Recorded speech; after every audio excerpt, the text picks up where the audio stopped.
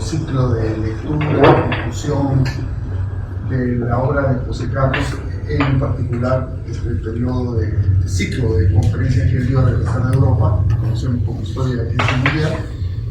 Hemos tenido ya 2 sesiones sobre algunos de esos textos, y en esta ocasión la tercera sesión tiene como tema central las conferencias que José Carlos dio vinculadas con la Revolución Rusa. Son 3 conferencias, como está puesto en el material preparatorio que hemos distribuido y hemos leído. Una conferencia sobre la Revolución Rusa como tal, el proceso mismo, el acontecimiento mismo. Una segunda conferencia, que fue dada en julio, una segunda conferencia dada en octubre del 23 sobre las instituciones que resultan de la Revolución Rusa, y en enero del 24 el elogio de Lenin, ¿no? A raíz justamente del fallecimiento de Lenin en el mes de enero del año 1924. Bueno, 2 de nuestros compañeras participantes van a hacer la presentación de los textos, igual que en ocasiones anteriores. Se trata de una presentación que nos presente las ideas fuerza para posteriormente abrir una discusión. Simplemente quisiera recordar algunas de las ideas que están presentes en los materiales complementarios que hemos alcanzado también, ¿no?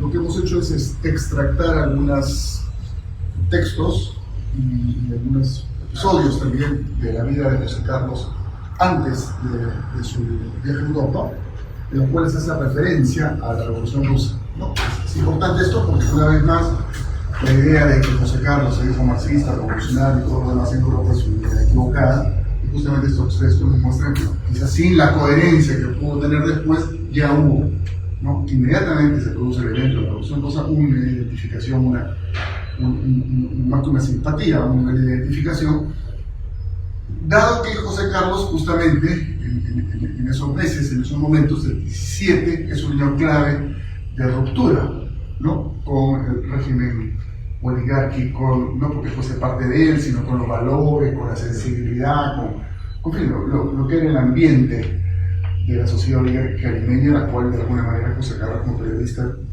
estaba relacionado también, ¿no? Entonces, es eso, ¿no? Se hacen ahí algunos textos y ustedes lo saben.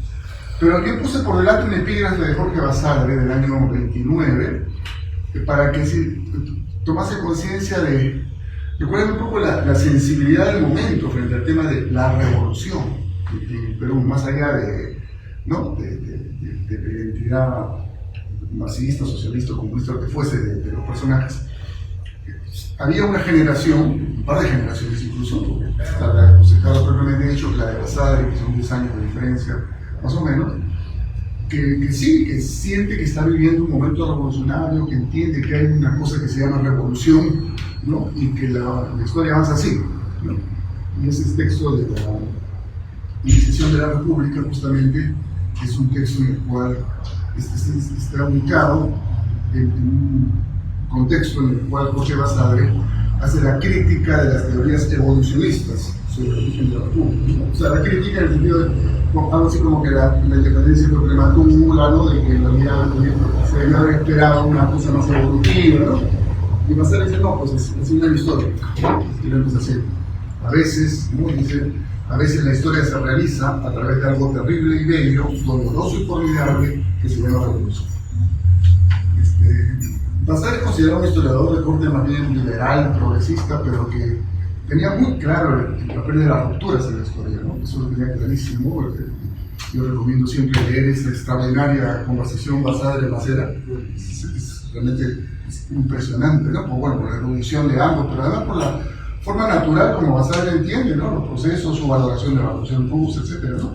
Y su propia actitud frente al velasquismo. Dicho sea de paso, sus herederos ocultan, pero evidentemente tuvo simpatía por el velasquismo, ¿no? Como un factor de ruptura y de solución de problemas que se habían ido acumulando en la revolución. Bueno, rápidamente eso, la creación que no es necesario reivindicar a Basadre, por cierto, ¿no? Pero ese marcar, ¿no? un estilo de pensamiento que Jorge Basadre mantuvo durante toda su vida.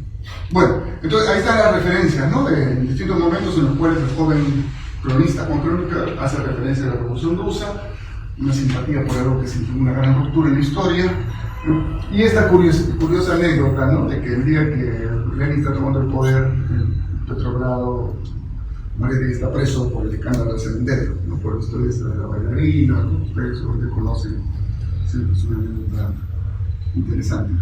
El tema es el escándalo del cementerio. Sí. Bueno, y de hecho la Revolución Rusa fue recibida con mucha aprehensión, ¿no? Entonces dicen, la biografía que tiene de Mariátegui hace alusión a los textos del comercio y de la prensa, ¿no?, sobre Petrogrado ha caído en manos de los maximalistas, torpos enemigos del capital y de la aristocracia. Lenin es el apóstol de la ruina de la democracia rusa, ¿no? Ese es el, ¿no?, es el comercio, ¿no? No canta mucho el comercio, ¿no? Así es. Bien, ya. Total, ahí están los textos, ustedes los han visto, ¿no? Y como a raíz del impacto de la Revolución Rusa, como que se abre un proceso o sea, gente diversa se identifica con la Revolución Rusa, uno por pose, por lo que fuese, ¿no? Nuestro ministro bolchevique, hay un artículo, un texto de Mariátegui en el regreso del Maurto, ¿no? Nuestro ministro bolchevique. Y el término bolchevique o bolcheviquis, ¿no?, comienza a ser usado como epíteto, ¿no?, en la polémica política, ¿no? Incluso Mariátegui se lo devuelve al comercio cuando el comercio es descubierto conspirando con los ciclistas contra Leguía, ¿no? Esto es un bolchevique, eso están conspirando, etc. Entonces, eso está ahí planteado, no voy a detenerme más ahí y después se han incluido algunos textos muy interesantes, muy valiosos, ¿no?, que nos complementan, ¿no? Sobre todo ver el momento, ¿no? El texto de John Reed, que no está reproducido, pero que usted lo puede encontrar fácilmente, es notable, ¿no? Y la película, ¿no? No sé si Reed, que ganó el Oscar, ¿no? Sobre John Reed, justamente. Los textos mencionados, bueno, y la bibliografía sobre la Revolución Rusa, pues es enorme, ¿no? Creo que también ahí hay que recordar una opinión de Basadre, que a partir de la Florera Galindo, que sin duda el mejor libro de historia marxista escrito es la historia de la Revolución Rusa, ¿no? Sin duda, es un mejor libro, salvo que el propio Marx ha escrito. Después de Marx está, ¿no? Es un libro realmente excepcional, y tenemos la suerte que aquí en el Perú se hizo una reedición del libro, ¿no?, hace algunos años. De eso está muy logrado, pero al 5, ¿no? Antonio Zapata, el presenta Antonio Zapata y Leva. Ajá, en la presentación, claro, digamos, así es, sí, efectivamente. Bien. Antitrotskista por igual. Sí. Pero en la presentación no hace. No, la presentación no, el libro es notable realmente, ¿no? Porque además lo hermoso del libro Trotsky es que, sin un texto marxista, que alude pues, a la lógica de la lucha de clase, capta y refleja muy bien los estados de ánimo, las sensibilidades, ¿no? Toda esa dimensión subjetiva del proceso está extraordinariamente representada. Dicho de paso, Trotsky escribió ese texto gracias a una pasantía que le dio Stalin, pues. Estuvo deportado. Una pasantía de Stalin que tener la calma suficiente para poder escribir el mejor libro de la historia del marxismo del siglo XX. Bueno, entonces están ahí los textos, y hay el libro de la historia de Carr, que es más sistemática, no sé cuántos volúmenes tiene la historia de Carr.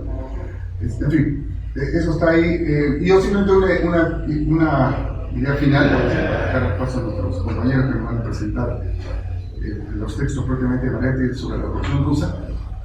Me parece a mí, porque es un descubrimiento que he compartido algunas veces ya, los mejores textos de José Carlos, después de estas conferencias sobre la Revolución Rusa, son los textos sobre literatura rusa.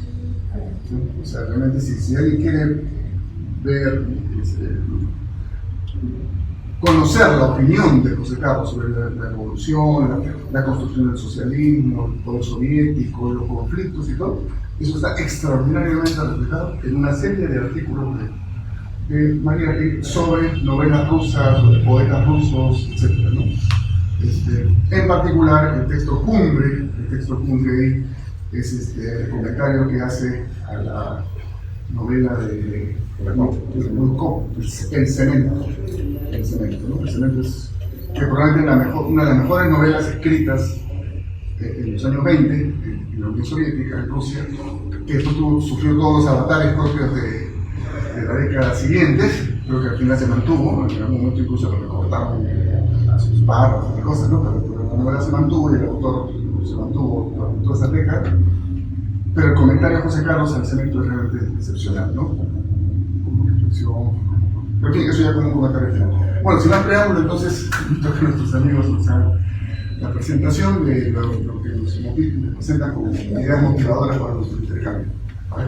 Bueno, gracias, Eduardo.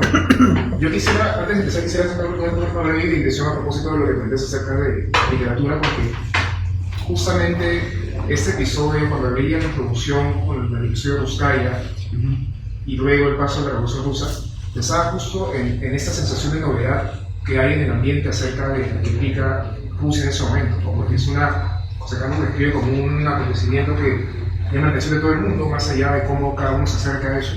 Pero es como una sensación de ruptura, que José Carlos, que uno viéndolo hacia atrás y viendo cómo José Carlos habla del episodio de Ruskaya, ¿no?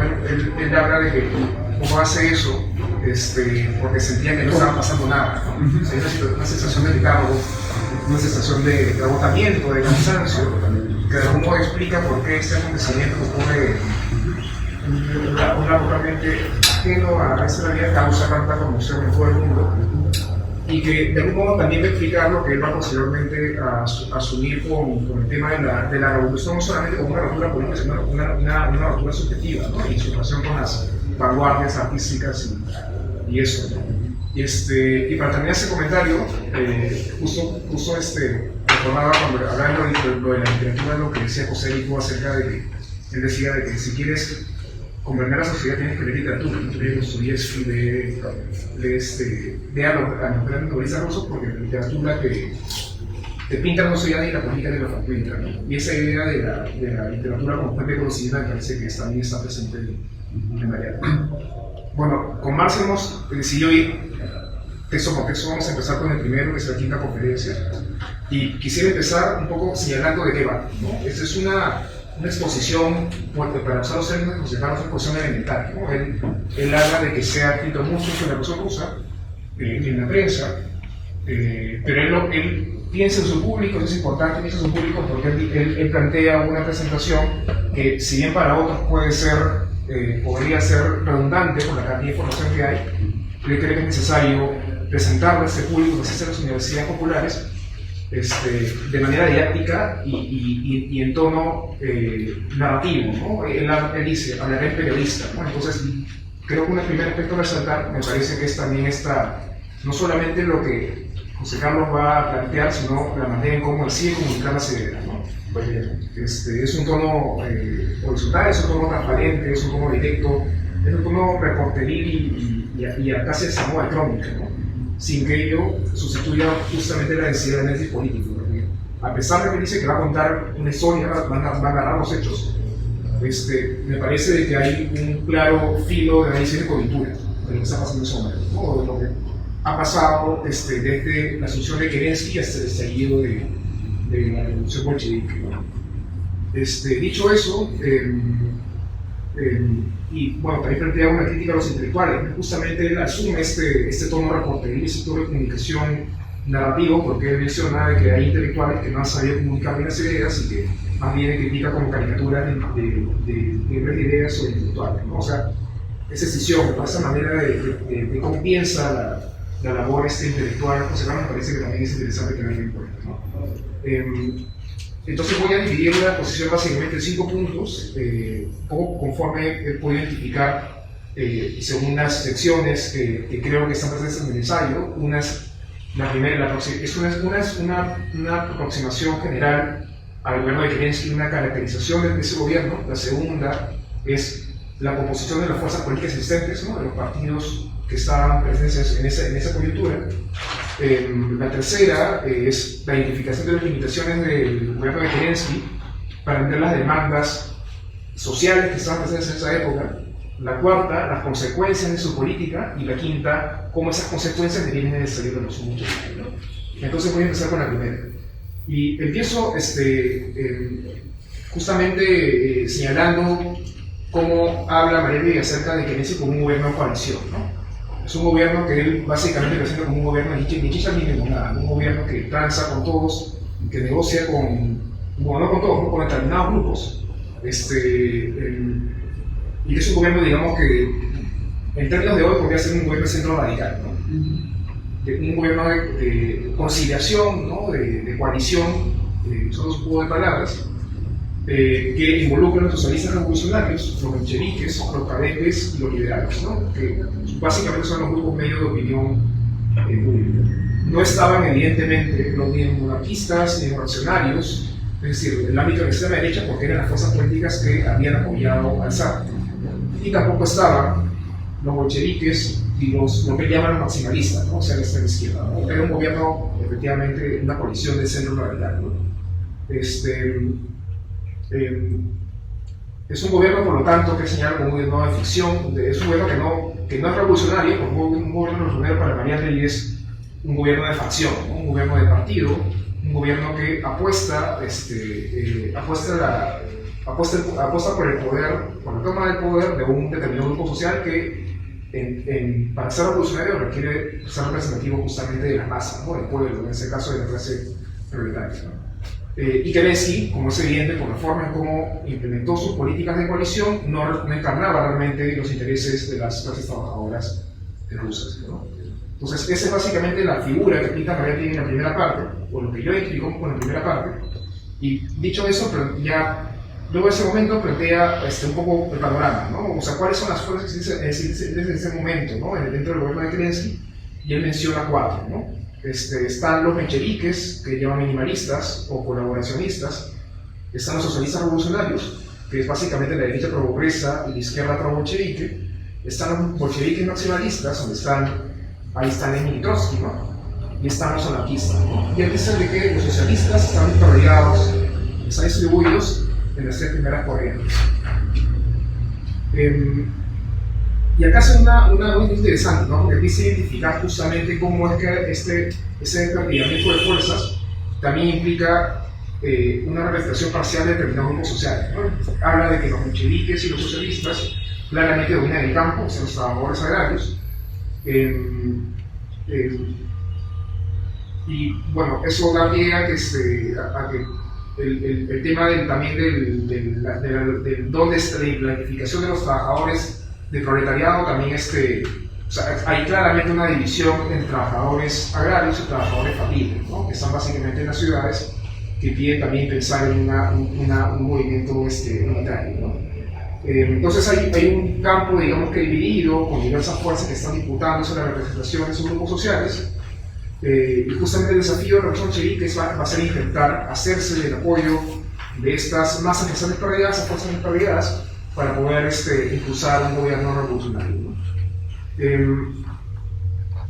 Bueno, ya en el tercer punto está, él ya aparentemente empieza a identificar las limitaciones de Kerenski para entender las demandas populares, digamos, ¿no? Él habla de que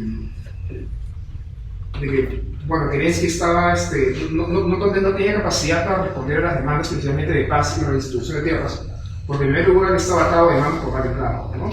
No podía distribuir la tierra porque, porque digamos que dependía mucho del apoyo de la burguesía y de los grupos reaccionarios.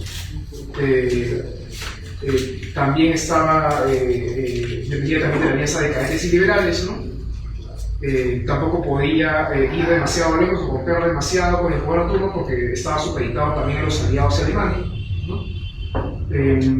Y en consecuencia estaba como atado de manos, ¿no? Y atado de manos tampoco tenía la voluntad, justamente por la propia conformación política que había liderado, de plantear un gobierno normalmente de una política de masa, ¿no? La política de Kerenski empezaba de ser, digamos, que hacia fuera revolucionaria, en la práctica era una política pro-burguesa.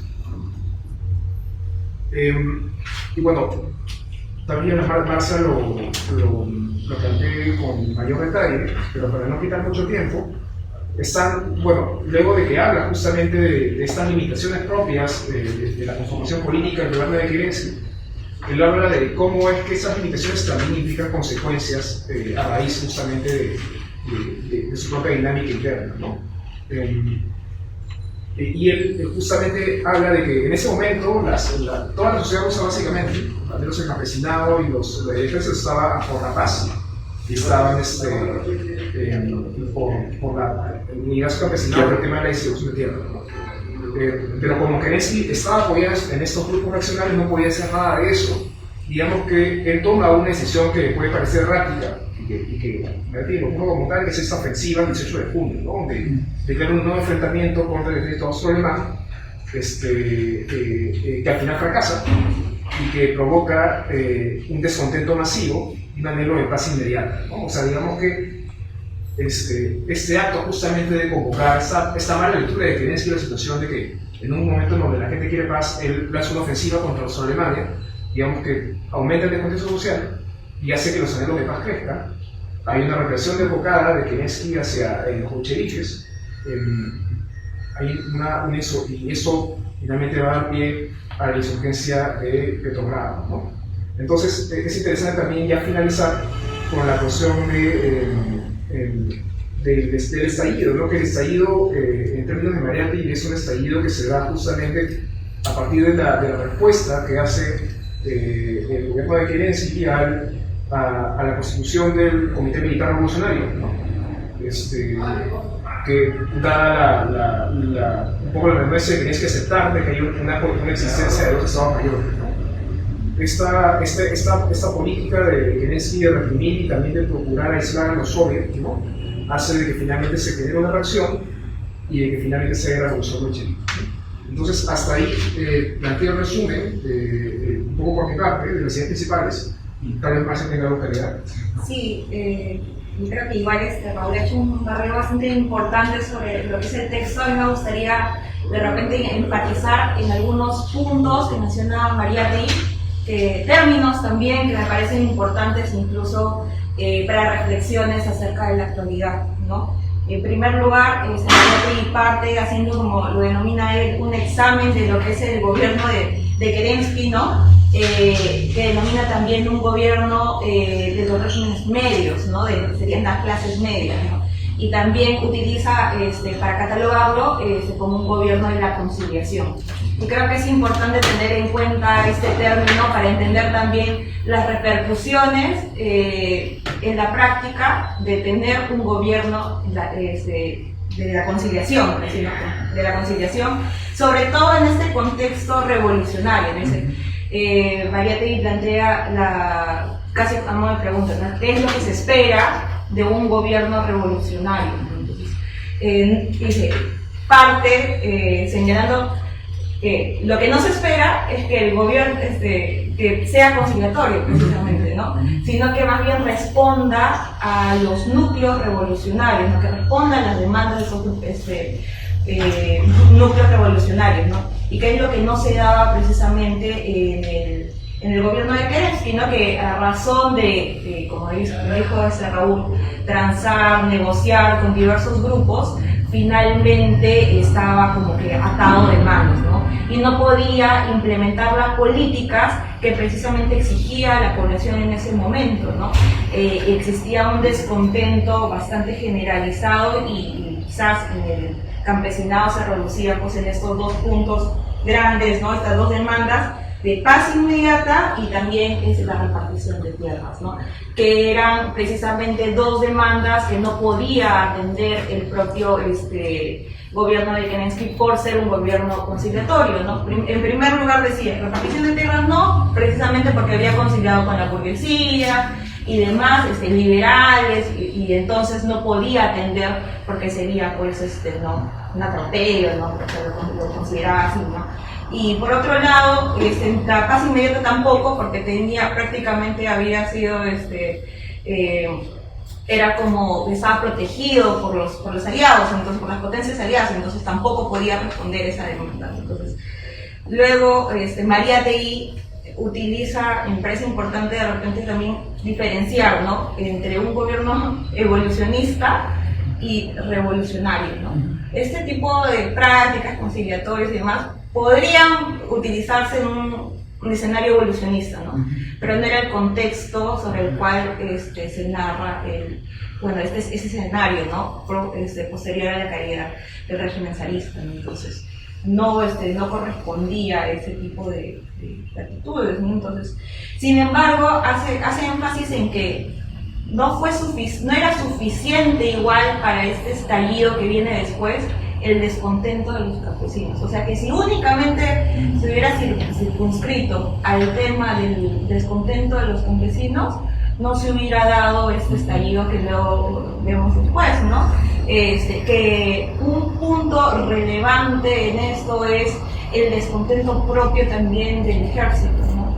Un ejército que esperaba que después de la caída del zarismo llegue la paz, porque precisamente ellos no se... y vuelve a los términos que hemos venido también, ¿no? De guerra relativa, ¿no? Que en este contexto ruso, ellos no se sentían compenetrados con el tema de la guerra, sino que era una guerra del ejército, pero que no habían logrado calar los demás, ¿no? En la sociedad. Entonces, y contrario a este eslogan que le pone, por el cual luchan todos, de democracia versus autocracia, más bien aquí la guerra había sido impulsada por la autocracia, entonces ellos no se sentían identificados tampoco con esa bandera, ¿no? Entonces el ejército esperaba que llegara la paz, ¿no? Entonces, pero es algo que no llegó, entonces fueron ellos también los que impulsaron precisamente esa caída, ¿no? del gobierno de Kerensky, y ahí me parece importante también, como dijo Raúl, la caracterización de lo que eran los soviets, ¿no? Soviets como consejo, soviets conformado por campesinos, obreros, también soldados, ¿no? Y es como que cómo se toman estas decisiones, ¿no? Más allá de los temas partidarios, ¿no? Porque tenían tenían participación diversas miradas, ¿no? Pero de todas maneras creo que en conjunto enarbolaban ese tema de igual estos dos pedidos inmediatos, que era paz y la repartición de tierras, ¿no? Creo que por ahí irían algunas de mis reflexiones en relación a los textos, y nada, abrimos el debate. Sí, Un par de comentarios más. Me parece también importante resaltar el tema de un poco, lo primero, la lectura de la situación que hace con bolcheviques ante justamente esa incapacidad de Kerensky para satisfacer las demandas de paz de tierra en la sociedad rusa, porque claro, ¿no? Quedamos claramente, y aquí quisiera retroceder un poco a la sesión pasada, ¿no? Cuando hablábamos de esta posición de lo concreto, ¿no? O sea, de cómo hay que tomar medidas concretas para a partir de ahí impulsar un escenario revolucionario, ¿no? Y me parece que acá está muy claro, ¿no? Porque lo que hacen muy inteligente los bolcheviques es tomar esas demandas de paz y de tierra que estaban presentes en la sociedad rusa y las usan como objeto de propaganda, ¿no? Para a partir de ahí, y acá lo dice muy claro Mariette, de que hacen un trabajo, se dedican a hacer trabajo de base, ¿no? Y lo que es, y eso finalmente es lo que les dan a mayores afiliados para cuando llegue el momento de la ruptura tengan la capacidad justamente de reemplazar a la ruptura, ¿no? Y eso me lleva al segundo punto, ¿no? El tema de la composición del sujeto social, ¿no? O sea, usualmente, digamos que en esto de las lecturas clásicas de la revolución está siempre la cuestión del proletariado, pero acá entendido usualmente como obreros, familias, ¿no? Pero acá justamente hay como una coalición entre campesinos, entre trabajadores fabriles, pero también entre soldados, ¿no? Entonces ahí está la cuestión de cómo es que tal vez pensar, creo que acá está muy clara esa cuestión de pensar un proletariado como un sujeto universal, pero que tiene particularidades concretas de acuerdo a cada coyuntura, ¿no? O sea, el proletariado no es siempre el obrero fabril, sino que en casos como claro, la capacidad también incluye un sujeto colectivo, que supone la implicación de más de un sujeto social. Y acá la coalición entre obreros campesinos y soldados me parece útil para pensar ya quizá para entender esa coyuntura es finalmente cuál es el sujeto, porque es el sujeto revolucionario de una sociedad periférica como la peruana. Y eso justamente creo que nos va a desarrollar más adelante, supongo que es lo que tenemos en otras sesiones, ¿no? Entonces, hasta aquí, resumen y cuatro. Bueno, no, el tema es inmenso. En realidad, quizás se nos pasó poner por delante una pequeña cronología, ¿no? Del año 27, creo que la mayoría algo conocemos, pero lo más viejo conocemos hasta cada semana a veces, ¿no? Uno iba cambiando las cosas. Porque, claro, está la revolución de febrero, Kerensky, ¿por qué se produce esa revolución? Entonces es otra historia, ¿no? Y quiénes están detrás, porque no parece, de hecho hay documentos que muestran que las propias potencias aliadas de Rusia estuvieron de acuerdo con derrocar al zar, porque pensaban que con el zar no iba a ninguna la guerra. Entonces le ponen a Kerensky en realidad para continuar la guerra, pero en mejores condiciones. Pero las masas lo entienden como que ahí, con eso comenzaba el fin de la guerra. Entonces ahí comienzan es el febrero, ¿no? Luego llega en abril y lanza las famosas tesis de abril, que sugerían que hubiésemos, pero es toda una discusión.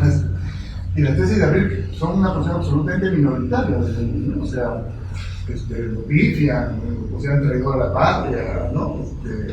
Pero se queda en su posición, pero el propio partido no las queda en minoría, ¿no? Es muy importante, y se pasan varios meses en una lógica de propaganda, ¿no?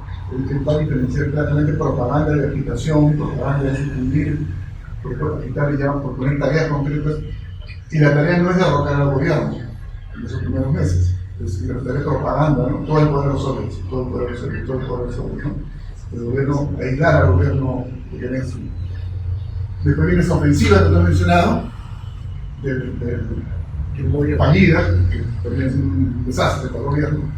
Pero después hay otro episodio importante, ¿no? Que es la Korniloviada, le llamaban ellos, que es un general zarista, Kornilov, que se revela contra Kerensky, incluso justamente restablecer. Y ahí los bolcheviques retiran su consigna y prácticamente pasan a apoyar a Kerensky, o sea, apoyar, en fin, no atacar a Kerensky como el enemigo principal. Lenin pasa a la clandestinidad, qué sé yo. Pero ya las cosas van madurando y viene después en octubre la revolución como tal. Y bueno, en ese momento se conocía, ¿no? Pero no aparecen los artículos. Hay una cosa bien grave, ¿no? Y es que el día que deciden en el Comité Revolucionario la insurrección, dos de los principales dirigentes bolcheviques que estaban en contra lo hacen público. Kamenev y Zinoviev. Kamenev y Zinoviev. Kamenev era cuñado de Trotsky. ¿Puede ser cuñado de Trotsky? Kamenev y Zinoviev, ¿no? O sea, cosa que en otro contexto los fusilarían, supongo, ¿no? Cosa que no sucedió, pues. De hecho, bueno, estaba tan desmoronado el gobierno de Kerensky que incluso la denuncia pública de que iba a haber una disolución mañana no tenían que hacer, ¿no? Zinoviev termina siendo el jefe del internacional, ¿no? Termina siendo el jefe del internacional, los nacionales, han llamado la atención qué había pasado ahí, ¿no? Y bueno, y sucede la revolución del soviet, que como acontecimiento es bastante simple, ¿no? Es tomar el Palacio de Invierno, instalar el poder soviético, y también no viene después, ¿no? Con la guerra civil y todo lo demás. Pero toda esa secuencia, pero creo que los temas que se han presentado muchas veces por la presentación es qué es lo que Maretti capta como central del episodio, ¿no es cierto? Creo que ese asunto del soviet, ese asunto del sujeto, de esta alianza, ¿no? Claro, los soldados eran mayoritariamente campesinos, pero eran soldados, ¿cierto? Entonces, hay una especificidad ahí que había que pasar. Y el carácter de gobierno, ¿no? Gobierno de coalición, gobierno de facción. No sé qué hace facción, no sé si en estos textos, pero en otros lo dicen, ¿no? Un gobierno de revolución tiene que ser una facción, o sea, tiene que ser un grupo que está decidido. Si hay revoluciones, claro, no es para cualquier situación, sino en una situación revolucionaria, de lo que se trata es un gobierno que tiene muy claro qué hay que hacer y lo hace, y después verá cómo. Si todos están de acuerdo o no. Esa es un poco la idea central, ¿no? Quedarse en una situación revolucionaria, quedarse en medias tintas es condenarse al fracaso. Eso está muy claramente en un hermoso, creo que es el capítulo final del libro de Trotsky, ¿no? Sobre la revolución rusa, ¿no? Es ofensivo, punto, ¿no? Hasta, bueno, también está en Marx en los textos sobre los cheques en Francia, etc. Bueno, en fin, creo que hay una serie de ideas que conversemos, ¿no? Hay un montón de temas que están inseridos. Chávez no entendió, ¿no? ¿Qué? Chávez no entendió lo de la ofensiva hasta el final, creo. No, pues, sí. Porque cuando lo capturan y se produce una insurrección, efectivamente, claro, y revolución que no haces contra revolución que te hacen. Así es, un poco claro, ahora, sobre la alianza, sobre el sujeto, bueno, bien, primero, esto que se resalta, ¿no? Este estilo periodístico, narrativo de la coyuntura, que nos hace recordar al martes del 18 Brumario, ¿no? Que nos muestra un poco cómo se van moviendo las facciones, más allá de las interpretaciones teóricas. Creo que es algo muy valioso, ¿no? Porque además nos muestra un esfuerzo por entender la especificidad y no quedarse en ensayos donde primero está la teoría y luego está el movimiento de la realidad, digamos, ¿no? Eso creo que es un aspecto valioso, que además tiene que ver con, como se ha dicho, con la profesión del propio Mariátegui, ¿no? Finalmente él era un cronista y eso, y él potencia eso para describir y para dar a conocer efectivamente en ese lenguaje a los obreros, ¿no? Cómo se había producido la revolución. Entonces, ese enfoque creo que es muy importante porque partimos de la realidad, ¿no? Y claro, y eso conecta con lo que él considera que hacen los bolcheviques, ¿no? Los bolcheviques lo que tratan de hacer es, bueno, ya lo habíamos dicho en la lectura anterior, ¿no? Como en ese contraste entre Rosa Luxemburgo y Lenin, Lenin tiene esa capacidad dialéctica de entender la especificidad de la situación, ¿no? Y de entender que no se puede generalizar una situación a todos los contextos.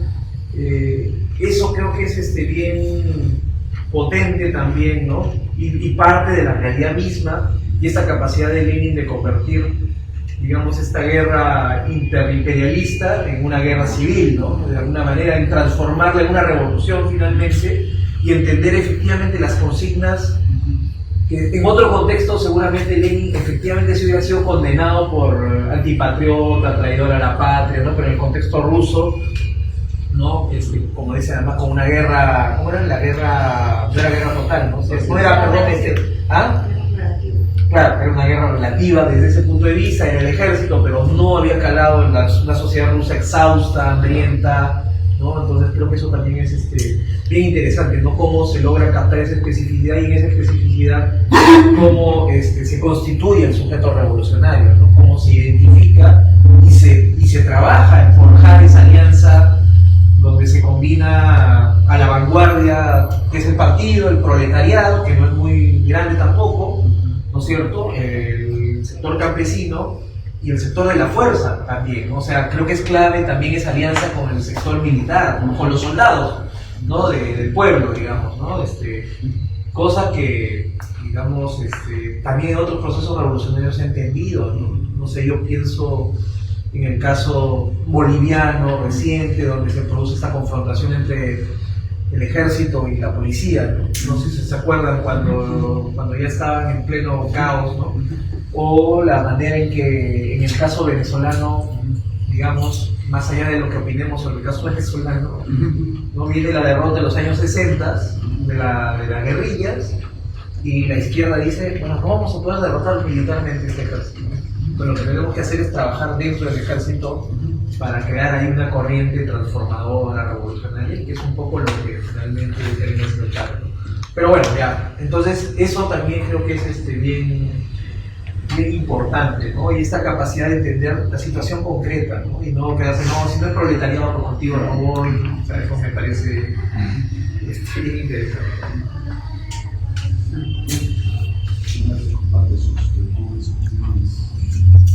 Sí, me parece bastante interesante cómo se plantean las ideas. Y lo enmarco en lo siguiente, ¿no? Claro, el bolchevique, o de octubre, o de febrero, y entonces empieza o es parte de un proceso revolucionario que se llama Revolución Rusa. Empieza desde finales del siglo XIX y avanza.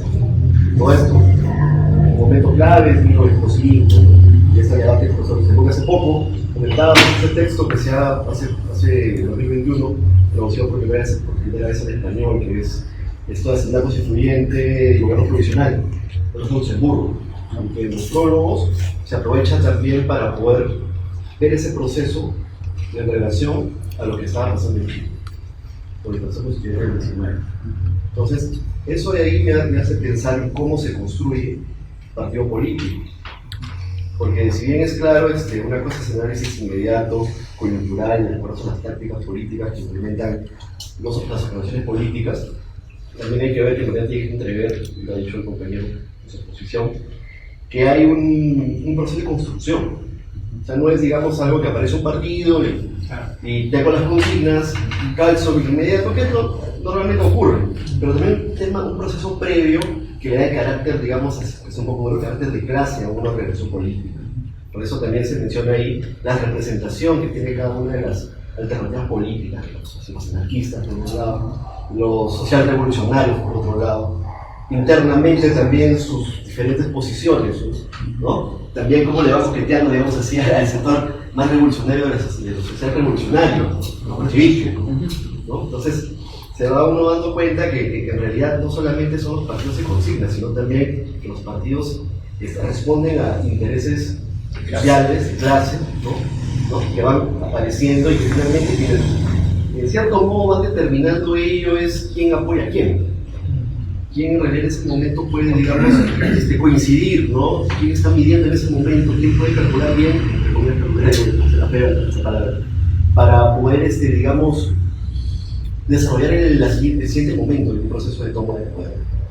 Entonces, yo rescato eso en el sentido de cómo se va construyendo, cuál es la función de un partido político, un organismo, todo esto, ¿no? Es básicamente ir a representar o es a construir una mayoría dentro de la sociedad para empujar un proceso. Y esto también tiene que ver mucho con esto de que no es que el partido bolchevique tenía poder necesariamente, sino que a través de los soviets, donde también tenía pues el partido bolchevique en diferentes momentos minoría. Era minoría. También avanzaba el año. Claro, iban perdiendo dentro de los hombres perdían. Iban perdiendo. Entonces, a pesar de todo eso, lo importante es que la clase, digamos así, o digamos este frente de clases, campesinado, que viene siendo en el campesinado ruso, en este caso particular, pequeño burguesía, no como el campesinado peruano, indígena, que es otro tipo de cosas así bastante, digamos, compleja y que explicar. Entonces, yo rescato todo eso en el sentido de ver también cómo entender la construcción del partido político hoy en día y en relación a lo que pasó incluso en Chile. Por eso que se menciona en ese texto de Rosa Luxemburgo, de repente la constituyente, ¿no? Y hace poco escuchaba también un historiador chileno, que creo que es su nombre ahorita, Igor Gorgovich, es su nombre ahorita. Bueno, la cosa es que él estaba, digamos, explicando, haciendo una comparación entre lo que pasó en 70-73 y lo que pasó en 19-2021, ¿no? Que es muy diferente 70-63 con Allende, porque ese proceso viene desde la década del 30. Así es, clase obrera, exacto, exacto, o sea, la clase obrera organizada en federaciones, en sindicatos, federaciones y centrales, veían esos partidos como sus partidos. Y la propia clase se dirigía a sí misma, por así decirlo.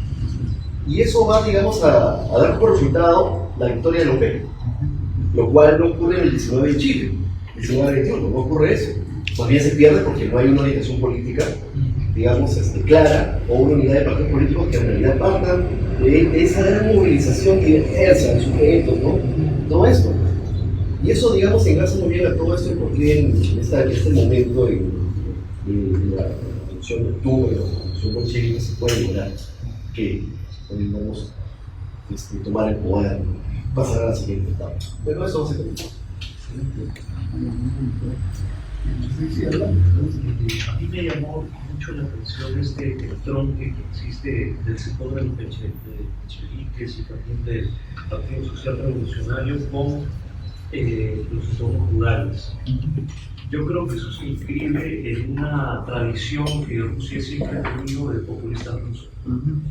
Y eso es uno de los elementos, ¿no? Que también luego Mariátegui en su momento la tercera internacional lo acusa de populista, ¿no? Refiriéndose a estos intelectuales que salían de sus ciudades a enseñar, a leer, a escribir, como que aliviaban también sus culpas, ¿no? Y eso por un lado. también la evaluación, ¿no? Cómo calificar el gobierno de Kerensky, ¿no? Como en términos actuales, ¿no? Atraparlo todo, cesarista, como diría Gramsci. Dentro del cesarismo hay estas diferencias, ¿no? Cesarismo progresista, democrático o cesarismo conservador. Yo creo que lo que hay acá es, o sea, por la propia conformación conciliatoria, hay un cesarismo conservador, ¿no? Que el interés, digamos, es de mantener un poco a cada clase en su lugar. Eso es lo que me ha llamado la atención, y sobre todo el tema del populismo en Rusia, ¿no? Que está, hasta ahora, por ejemplo, que está afincado, digamos, en esto que es la cultura política de Rusia. Bueno, dos puntos. Sí, ¿verdad? Sí, bueno, yo quiero resaltar algunas cosas que ya han dicho sobre el testigo de Mariátegui en esta conferencia, de periodista, similar al del 18 de mayo de Marx, quizás también al estilo que tiene Gramsci al hablar sobre la Revolución Francesa y los pueblos jacobinos, o el resurgimiento italiano, porque me parece que sí puede fácilmente prestarse a muchas elaboraciones conceptuales, a pesar de que es un análisis bien concreto. Gramsci aterriza en los conceptos de guerra de posiciones, guerra de maniobras, y justamente tiene su propia reflexión sobre la Revolución Rusa como un espacio en donde era mucho más fácil tener un ataque frontal hacia las instituciones, una guerra de maniobras, mientras que en la democracia occidentales habría que tener una estrategia más de largo plazo de guerra de posiciones. Creo que todos esos conceptos son interesantes para pensar en estas situaciones bien concretas. El segundo punto, sobre la otra conferencia de Mariátegui de las instituciones del régimen ruso, también me llamó mucho la atención porque son cosas que en el momento histórico llaman mucho la atención: darle derechos civiles y políticos a las mujeres, separar al Estado de la Iglesia claramente, reformar la institución del matrimonio y el divorcio, derecho de autodeterminación de las regiones rusas. Creo que son muy interesantes todas estas instituciones en el papel. No sé, habría que evaluar cuánto se cumplieron en la práctica, especialmente la evolución de cómo al principio se veía la Unión Soviética como una nación pacifista, pero luego por las presiones internacionales en la Segunda Guerra Mundial tuvo que adecuar su comportamiento internacional. Solo quería resaltar esa conferencia también. Y por último, simplemente llamar la atención sobre cómo al final de la anterior conferencia Mariátegui habla que luego hablará sobre la Revolución Alemana, la fallida Revolución Alemana, como una parte de una historia de la descomposición de la civilización capitalista. Y igual es curioso ver otra predicción de la descomposición total del capitalismo, cuando sabemos que tiene una habilidad alucinante para recomponerse y enfrentar todas estas predicciones de su colapso total. Gracias. A ver, yo creo, hay una cuestión, creo que para ver un poco volver al punto de las particularidades del análisis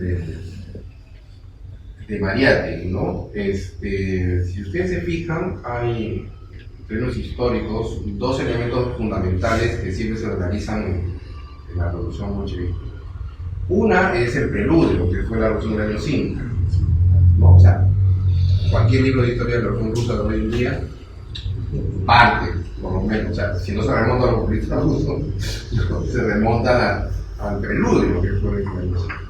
Mariátegui lo menciona, pero no le da, digamos, en ese momento un papel fundamental, aunque ahí fue donde nacieron los otros.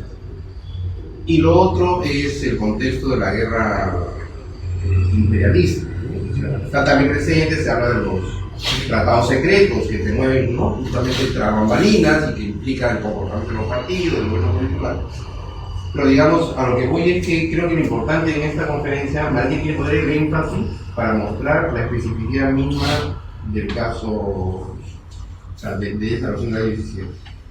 ¿No? Para no caer finalmente en la idea de lo que hemos estado comentando, que se ha dicho algunos que lo han dicho, ¿no? Que se parte de modelos teóricos previos, etc.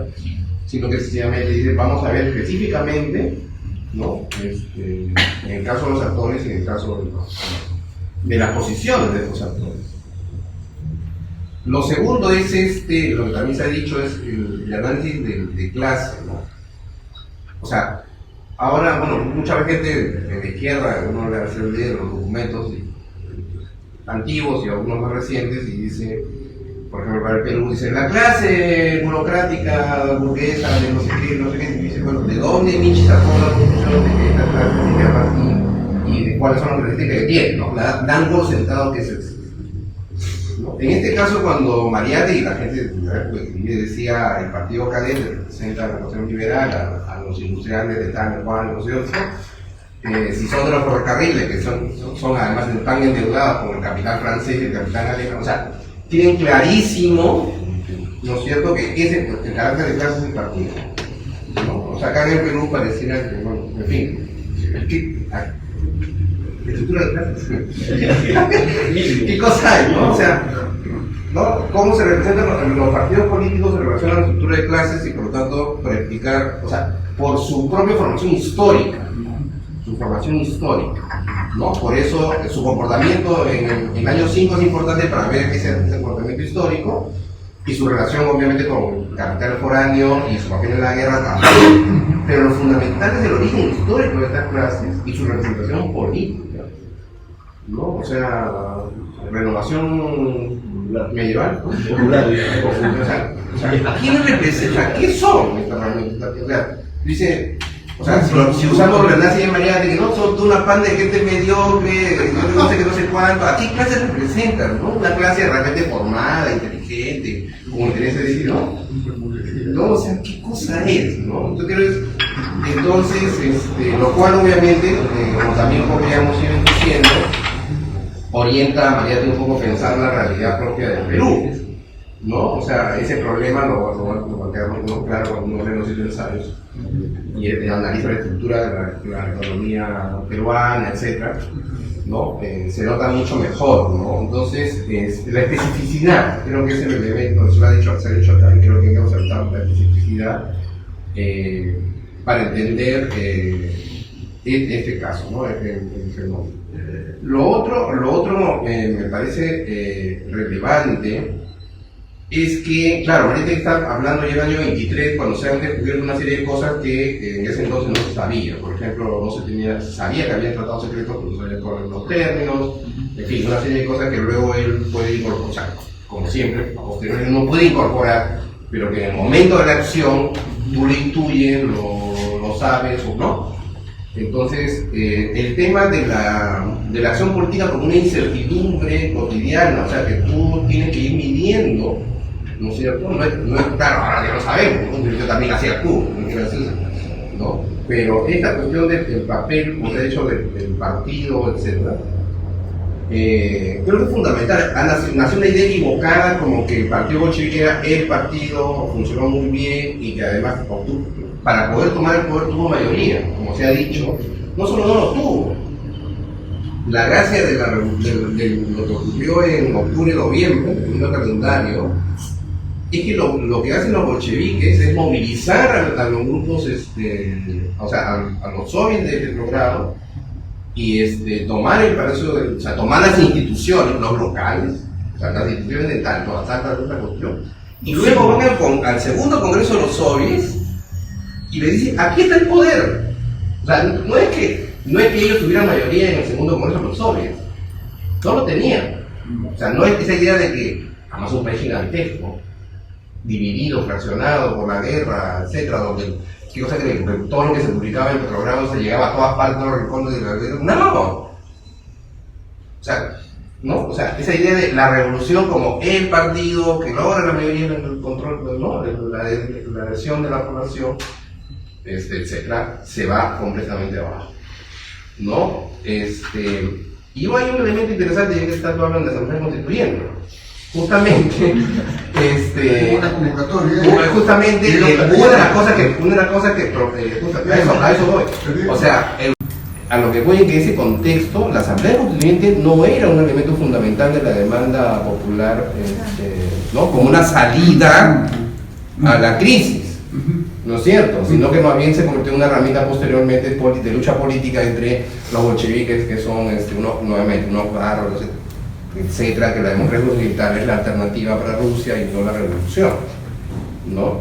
Pero lo que voy a decir, ese papel secundario que tuvo entre febrero del año 17 hasta, ¿cuándo fue? No me acuerdo en qué mes, de 18, en que Lenin final, o sea, los propios soviets toman el local de la reunión de la Asamblea Constituyente, ¿no? En fin, entonces, lo cual demuestra que lo que más nos ayuda a entender en un momento revolucionario, entre comillas, no es tanto las demandas políticas, sino las demandas económicas y sociales, ¿no? Ya, algunas cosas que creo que ayudan a entender el contexto. Uno, la coyuntura revolucionaria que se abre con febrero lleva al gobierno, al poder, a una coalición, ¿no? Y esta coalición, de alguna manera, era la representación, la culminación de una revolución, un tipo de revolución. Había caído el zarismo, entonces era la revolución democrático-burguesa. En esa coyuntura, un sector de los bolcheviques, Lenin estaba exiliado todavía en Suiza, no llegaba de Suiza. En esa coyuntura, un sector de los bolcheviques, la dirigencia bolchevique, de alguna manera establece cierta confianza al gobierno provisional. Incluso Stalin y creo que Kamenev toman la dirección de Pravda, que era el órgano oficial del partido, en marzo, a mediados de marzo. Eso lo relata Trotsky en su Historia de la Revolución Rusa.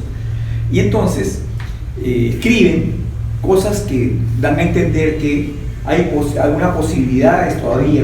Bueno, esa actitud, esa posición es rechazada no solamente por Lenin, sino por lo más avanzado de los obreros bolcheviques que estaban en la barriada de Vigo, que era una barriada obrera, ¿ya? Esa posición es rechazada entonces por la base obrera, la base más importante del partido bolchevique en San Petersburgo y del propio Lenin. Cuando Lenin llega a la estación de Finlandia, lanza un discurso, pues, y dice: nada con el gobierno provisional, ninguna confianza en el gobierno provisional, todo el poder a los soviets. Y los bolcheviques, la mayoría, lo consideran que efectivamente estaba loco. El camarada Lenin ha estado tantos años, 10 años fuera de Rusia, que no entiende nada de lo que está pasando ahora. No está loco el compañero, no, está desubicado. Así es. Entonces Lenin pues escribe las famosas tesis de Ariel, donde él reitera la necesidad de que todo el poder pase a los soviets. La posición del sector mayoritario en el partido bolchevique, ¿cuál era? De que la revolución democrático-burguesa no había culminado, ¿ya? Pero ¿cuál era la realidad? Era que había un poder dual, que había dos poderes: el poder del gobierno provisional y el poder de los soviets. Incluso secciones militares, secciones de las Fuerzas Armadas, preferían pedirle permiso o autorización a los soviets y no al gobierno provisional. Sí, pero sin embargo, el gobierno, los soviets dirigidos por los mencheviques y los socialrevolucionarios, pues se sometían, se subordinaban al gobierno provisional, ¿ya?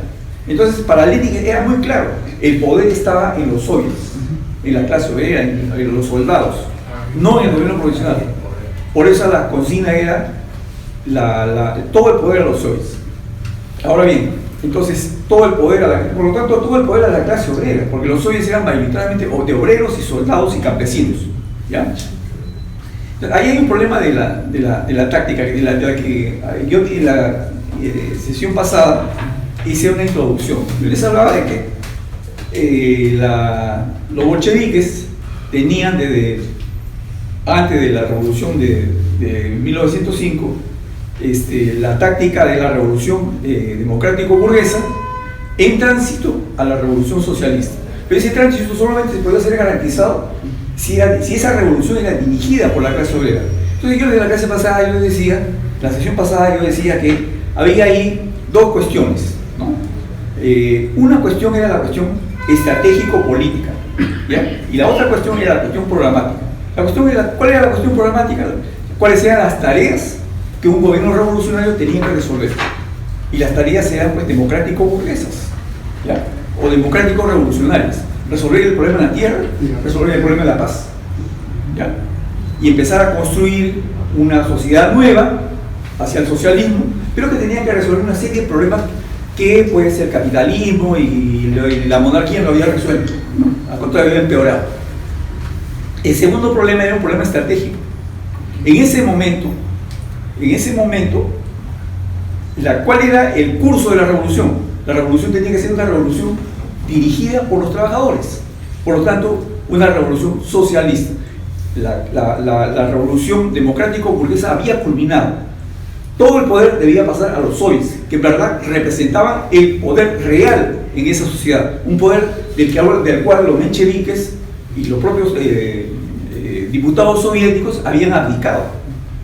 Entonces la comprensión de Lenin es genial, ¿ya? Para la mayoría de los bolcheviques, de los dirigentes bolcheviques, la revolución democrático-burguesa aún no había culminado. El compañero Lenin está precipitando la revolución. Anarquista, ¿no? Así es, lo acusan incluso de anarquista, ¿sí? Lo acusan de, bueno, el compañero está desubicado, pero está 10 años en el extranjero, que ya no entiende nada de lo que está pasando acá.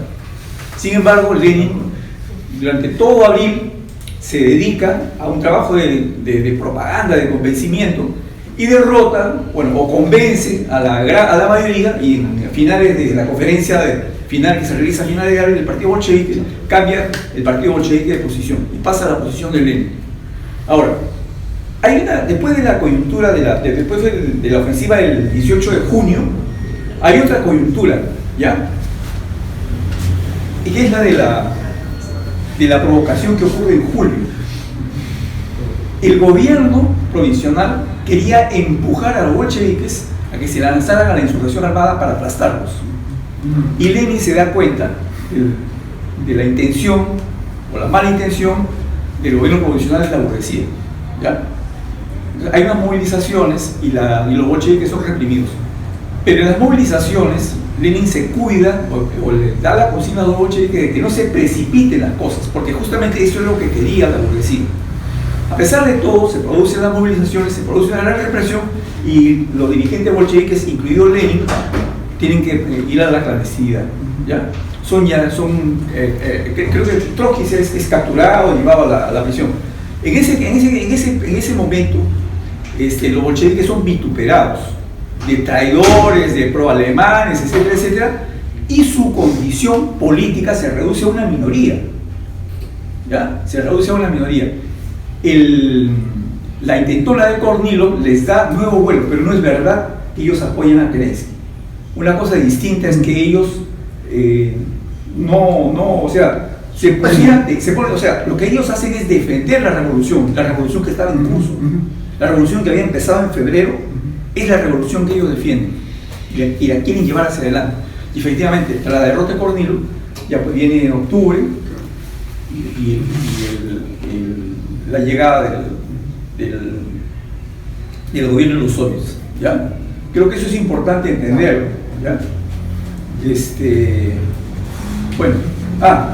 Los bolcheviques en la toma del Palacio de Invierno lo que hacen es, ellos no confiaban en que el Congreso panruso de los soviets fuera a adoptar una resolución revolucionaria respecto al poder.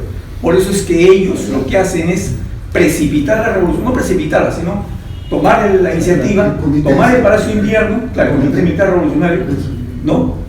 Toman el Palacio de Invierno y llevan un hecho consumado ante la Asamblea. Lo toman en la víspera del inicio de la Asamblea.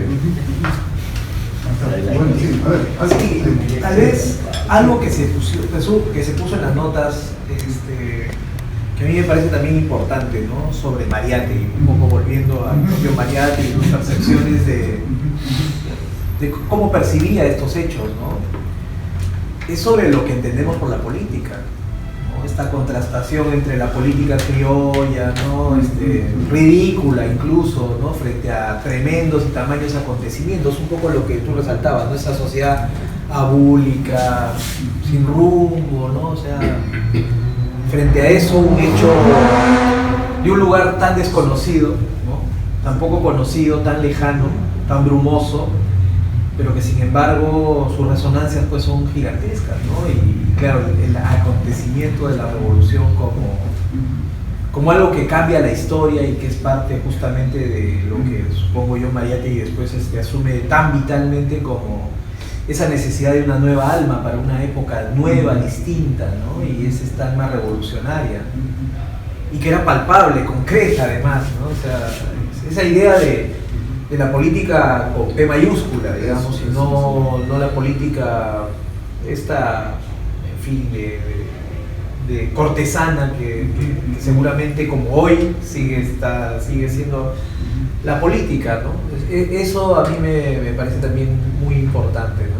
Más allá, digamos, de esas reflexiones que a mí me parecen fundamentales, porque para nosotros efectivamente es un aprendizaje que no hemos hecho, de ver en detalle efectivamente esta coyuntura, y ¿no? es por un tema hasta formativo, digamos, ¿no? Que muchos de nosotros hemos tenido que autoformarnos y no hemos vivido en un clima, digamos, de reflexión sobre el tema, y a mí me encanta, ¿no? Que los compañeros compañeras estén en esas reflexiones, pero claro, como que nos falta algo más sistemático, ¿no? Pero creo que sí es importante justamente también recoger estas apreciaciones de Mariátegui, también contrastándolas con nuestra propia época, ¿no? Cómo estamos imaginando la política, qué implica para nosotros la política revolucionaria. Por ejemplo, se caricaturiza, mejor dicho, en el debate que hay sobre el tema constituyente en este momento, ¿no? Miren, los izquierdistas han cambiado de la revolución a la nueva constitución, ¿no? O sea, ese es su hecho revolucionario, ¿no? En fin, es una caricaturización que en realidad, digamos, no tiene mucho sentido, ¿no? O sea, en ese momento también se estaba disputando la constitución de algo nuevo, ¿no?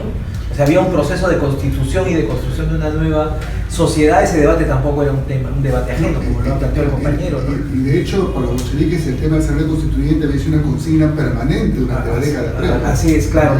Y aún que llegó el episodio, bueno, cambió probablemente, pero fue una consigna sustantiva. Exactamente, ¿no? Y claro, y finalmente también volviendo a este otro tema del sujeto revolucionario, lo que decía Carlos, ¿no? O sea, sí, pues a qué, y sobre todo en un contexto de fragmentación como el que estamos viviendo políticamente, a qué actor social, a qué sector de la sociedad respondemos, ¿no? Realmente, ¿no? ¿Con cuál estamos vinculados?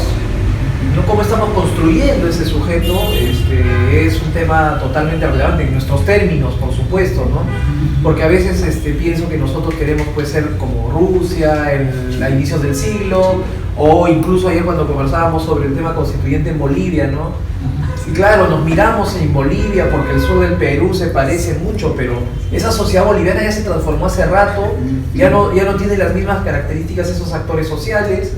Lo que ha calado el neoliberalismo a nivel social es pues, muy hondo, y en esos términos y desde esa perspectiva que tenemos que pensar al sujeto revolucionario, ¿no es cierto? Y estamos pensando en eso, o sea, ¿cómo lo estamos imaginando?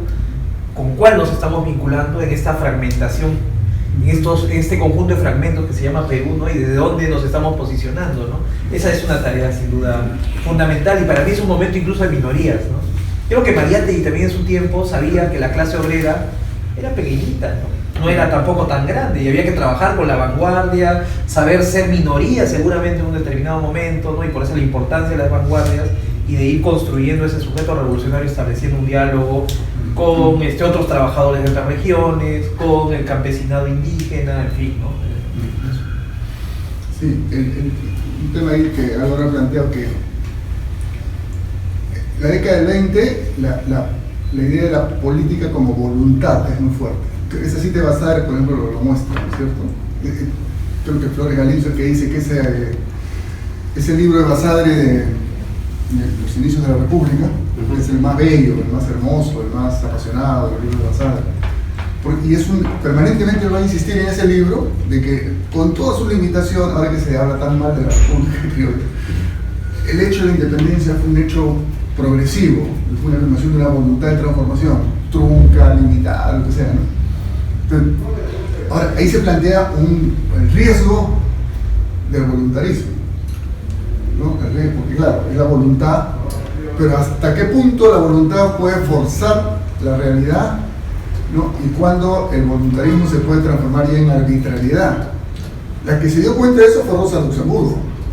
Su crítica, y la crítica se le hizo al mes siguiente, digamos, porque ella muere en el 19, ¿no? Cuidado, Lenin, si no hay democracia para las minorías, no hay democracia.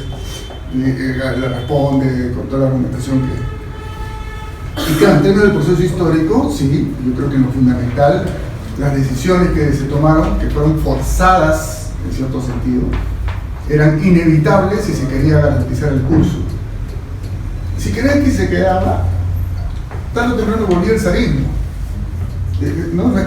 Porque también cuando cae la Unión Soviética, creo que el propio Gorbachev dice, ¿no? Pues la crítica, no, es que los bolcheviques se precipitaron, se debe haber mantenido el gobierno de Kerensky, ¿no? El gobierno provisional.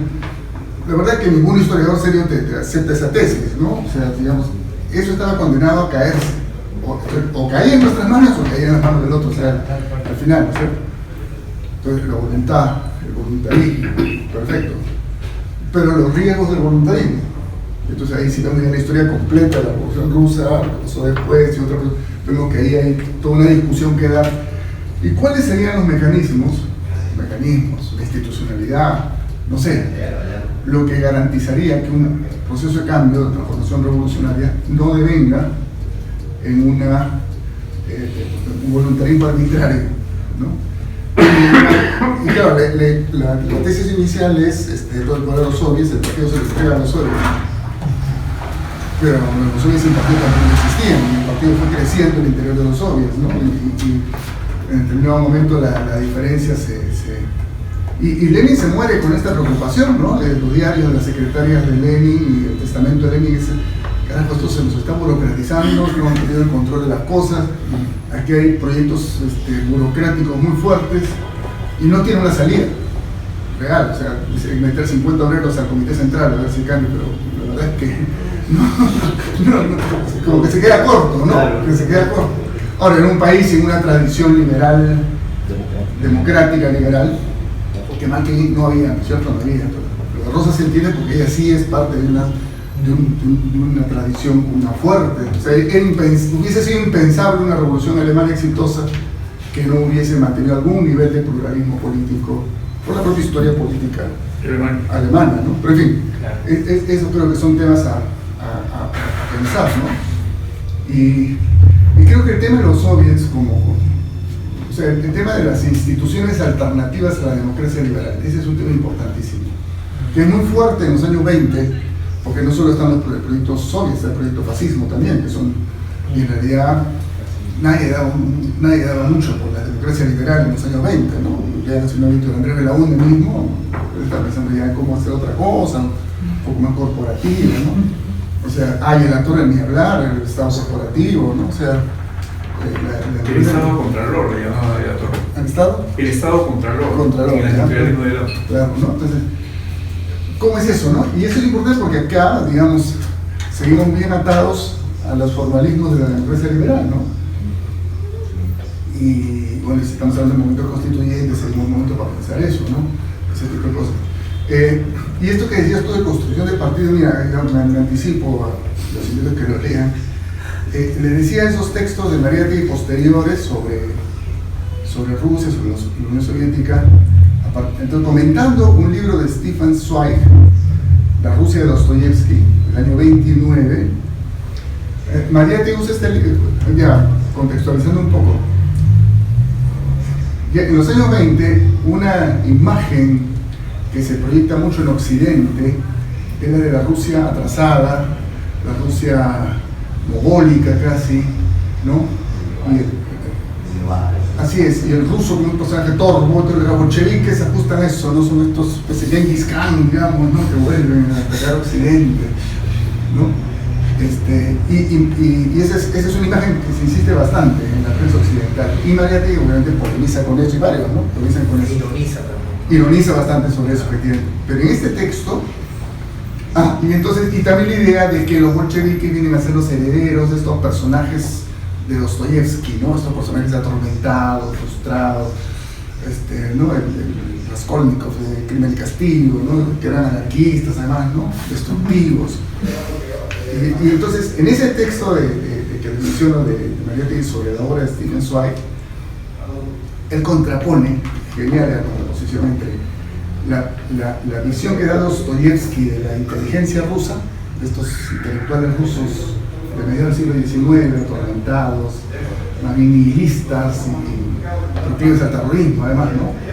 Contrapone eso con los bolcheviques. Son 4 o 5 líneas, ¿no? Dostoyevsky tradujo en su obra La crisis de la inteligencia rusa, así como Lenin y su equipo se encargaron de resolver y superar. Son 4 contraposiciones.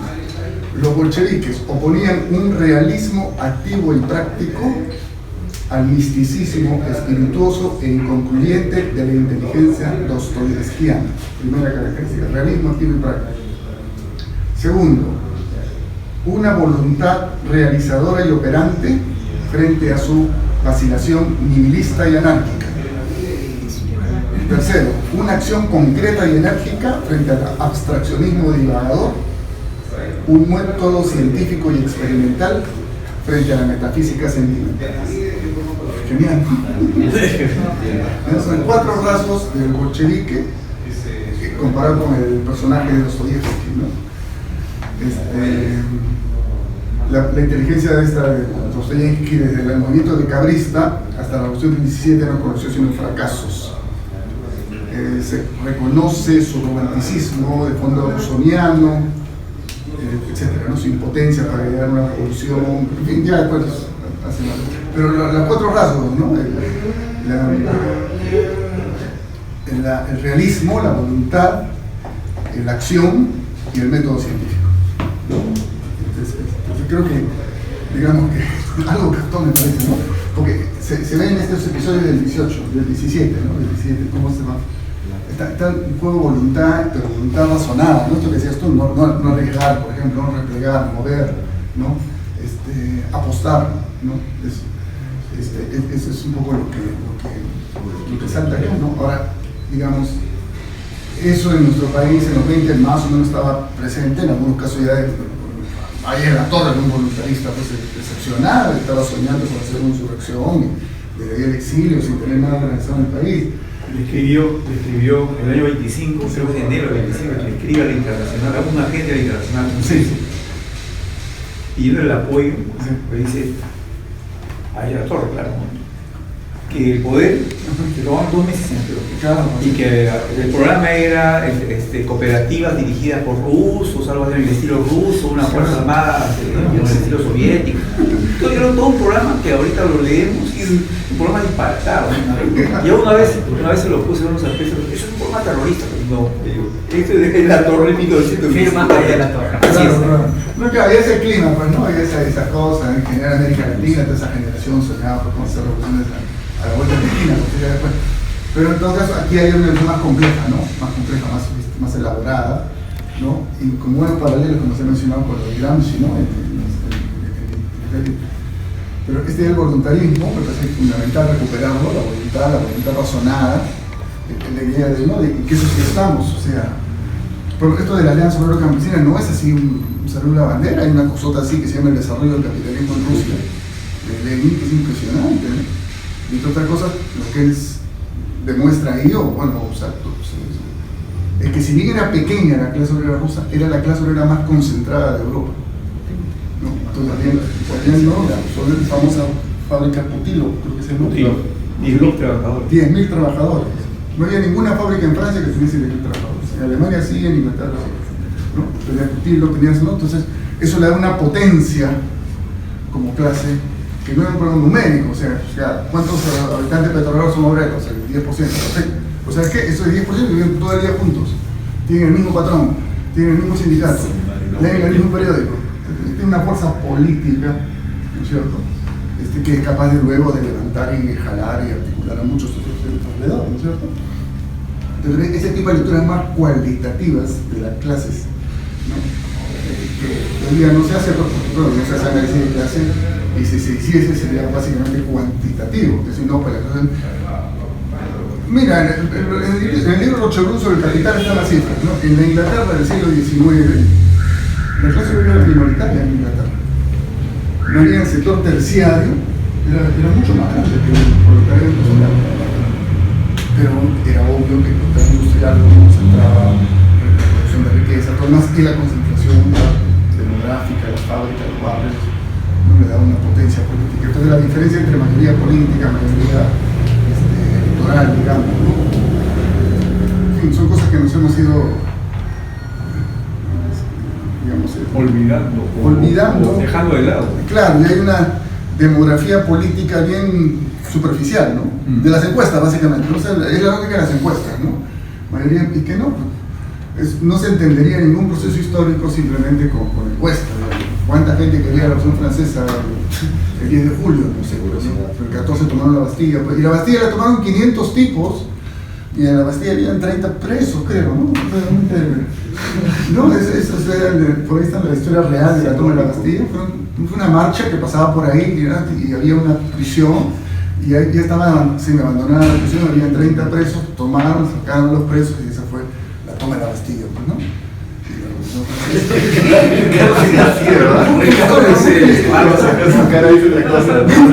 Hay los cuadros, las pinturas, ¿no? Que no hubo ningún muerto, nada. Pasaban por ahí, tomaban muchachos. Fracaso nativo, y se acabó la historia. Bueno, en fin, pero un poco más. ¿Qué dice Ricardo? Sí. A ver. Es que esa es la cuestión de lo simbólico. O sea, el revolucionario convierte eso en un símbolo. En un símbolo. Con lo cual introducimos otro tema, el tema subjetivo, que es cómo convertir un hecho, entre comillas, que hoy se ve banal, en un hecho histórico movilizador con un programa detrás, ¿no? Esa es la cuestión. La propia toma del Palacio de Invierno. Es simbólico. Ya no había casi No había nada. Todo de accidente, ¿no? El hecho mismo no había un costo humano. Y ya Kennedy no podía hacer nada, ella no podía ni llamar por teléfono a los generales, nada, ¿no? Había salido en el periódico que iban a hacer una insurrección mañana, ¿no? Y ya no tenía nada. 2 días antes. 2 días antes, ¿no? En fin. Pero lo bravo vino después, ¿no? Lo bravo vino después. Bueno, a ver, no sé si hay una última ronda. Sí, para adelante, sí. Bueno, porque quería hablar primero. No, sí, habla. Todos hablamos. Bueno, para hablar todos. ¿Cómo podemos interpretar, ¿no? En este caso, lo que está diciendo Mariátegui aquí, ¿no? No solo en el texto sobre cómo se da la revolución, sino también las instituciones, ¿no? Él está tratando de entender cómo una revolución se establece y funciona, ¿no? En el mundo real, ¿no? Y comprendiendo que también cada contexto es diferente, ¿no? Porque claro, la Revolución Rusa había llevado a Europa muchas emociones, ¿no? Pero por alguna razón en Europa, bueno, salvo en los países que habían sido parte de la Rusia zarista, ¿no?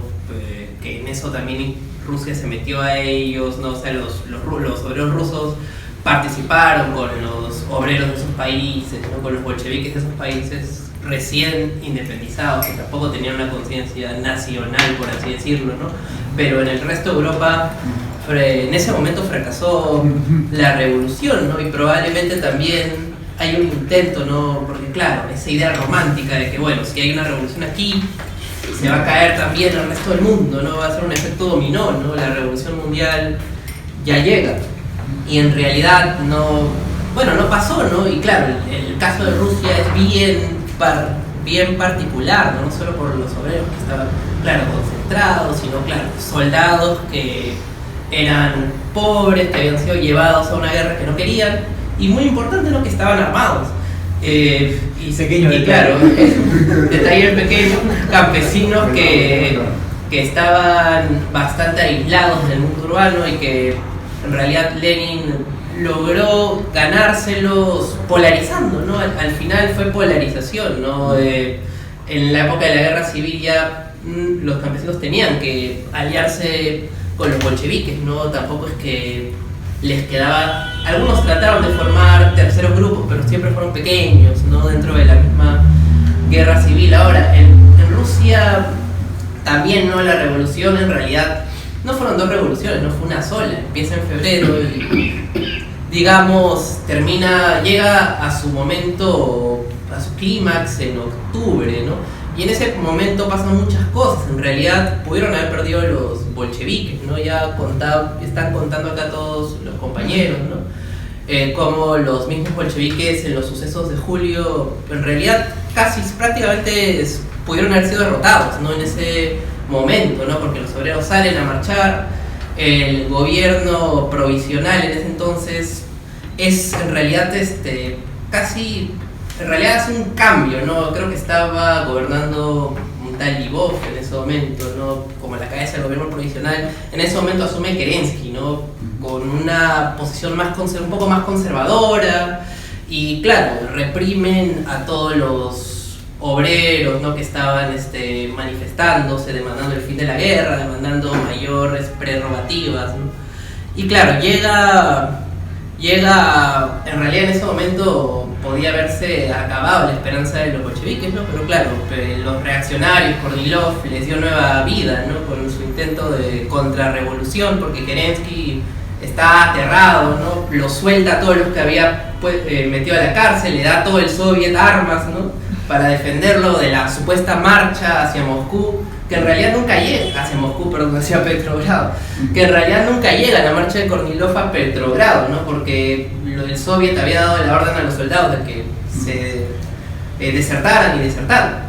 Y claro, Kornilov es capturado, ¿no? Después se une a los blancos y muere ahí en medio de la guerra civil, pero el punto es que el gobierno provisional les devolvió la vida a los bolcheviques, les dio armas, claro, al soviet en realidad, ¿no? Que en ese momento los bolcheviques están obteniendo mayoría en el soviet. Y con esas armas, claro, el mismo Kerensky se da cuenta, ¿no? En octubre, noviembre, hay que ya bajarnos a estos patitas, ¿no? Y ellos dicen, bueno, no, vamos a hacer una insurrección. No lo dicen, bueno, no estoy seguro si lo dijeron exactamente de esa manera, ¿no? Pero era evidente que iban a hacer una insurrección y el gobierno no puede hacer nada, ¿no? Exacto, para evitarlo. Ya tenían armas, ya tenían mayoría, ¿no? De hecho cambió la correlación de fuerzas, ¿no? Y Lenin se da cuenta de este cambio en la correlación de fuerzas. Desde el intento de golpe fracasado de Kornilov, es un suceso clave, ¿no? Sucesos así pueden pasar y uno no siempre los evalúa, se da cuenta de ellos, ¿no? Y en Europa, claro, todas esas condiciones que tenía Rusia, todas esas coyunturas claves que habían pasado, pues no lo evaluaron, ¿no? Y al final, piensan simplemente, se motivan por la revolución rusa, salen a hacer la revolución y terminan siendo masacrados, ¿no? En todas partes de Europa Occidental, Alemania, por ejemplo, creo que es el ejemplo más claro, pero Hungría también. Hungría también tiene sus particularidades. Tienen sus particularidades cada uno de esos episodios, ¿no? Y también cómo después los bolcheviques logran sostenerse en el poder, logran ir ganándose a los campesinos con las reformas. Y Mariátegui de seguro está pensando bastante en esto, ¿no? Cómo, claro, si la revolución hubiera simplemente llegado y todo el mundo se hubiera levantado contra las fuerzas opresoras, ¿no? Del capitalismo internacional, entonces habría revolución en todo el mundo, ¿no? No solamente en Rusia y en los ex países rusos, que bueno, ahora ya pasaron a formar parte de la Unión Soviética, ¿no? También en ese sentido yo imagino que Mariátegui analiza las instituciones que se van formando en Rusia, ¿no?